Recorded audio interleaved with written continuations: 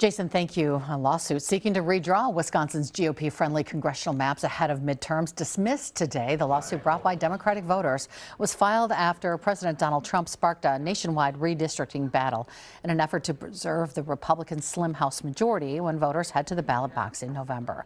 A second lawsuit also filed. However, that lawsuit not slated to go to trial until April of next year.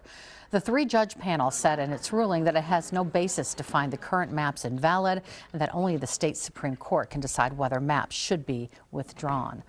Or redrawn, that is. A spokesperson for the National Republican Congressional Committee released a statement that reads in part saying, quote, "By keeping Wisconsin's current district lines in place for 2026, Republicans are in a strong position to build on our momentum to retain and grow our House majority," end quote.